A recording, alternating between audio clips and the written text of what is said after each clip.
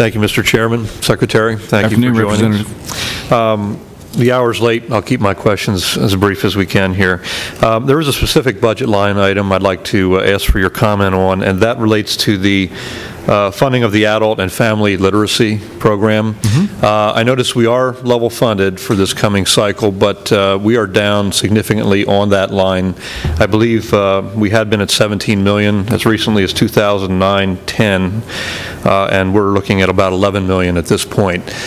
Could you share with us your thoughts on the future of that program and any opportunities for additional funding there? Yeah, Representative, that's a very important program, particularly for teachers, or excuse me, for adults who really want to get ahead in their life and they need those go back and regain those basic skills.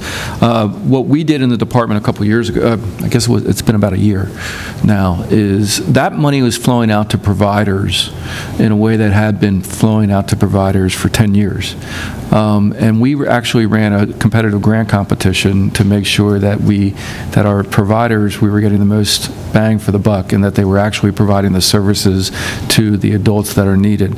And we have, in some areas, we have new people who are engaged in that program because we put out a competitive grant and awarded the money in those grant programs competitively. I think it is an important line item, and I'd be willing to discuss with you the potential for ways that we can make more effective use of the dollars or program changes. Very good. I know in the case of my own IU, it's very much valued, and I just wanted to communicate that. Secondarily, actually last, I was going to mention the Chester Upland situation, which is also of great concern to me, but I appreciate your prior comments, and we'll let that stand at that point. I have sort of a unique situation in my own district, and that regards a for-profit cyber charter academy. It is 2,000 individuals in enrollment level, of which only 13% are Pennsylvania state residents.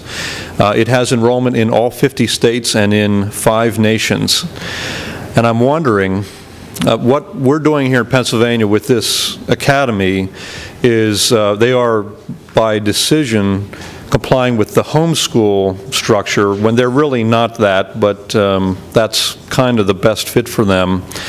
As far as the new age of education, where we're going here into a national and international platform, are our laws where they should be, or do we need to take a look at some serious reforms to get up to speed with this new type of for-profit cyber academy and interactions with the the other 49 states and the international community?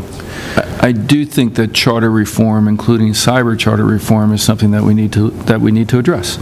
And I will point out that last year, the state for the first time closed a charter school, a cyber charter school under this administration because of quality issues. And quality issues are very, very important. So particularly when you have some of these providers that have footprints in multiple states, sometimes that's a benefit because they can bring the ability of students to interact across state lines. And I don't think that's necessarily a bad thing that students have the interaction. But then it does go back to a question as to what that means as far as being a Pennsylvania school and serving Pennsylvania students. So on the one hand, we want to promote those types of interactions. On another hand, we want to make sure that we look for the protections for Pennsylvania students first and foremost. I appreciate those comments. It's challenging. I mean, they have 260 Pennsylvania students. They have 200 in Dallas, Texas, in that area. So it's really a whole new frontier. Exactly. Educationally, so. Exactly. Thank you. Thank you, Mr. Chairman. Thank you, Representative.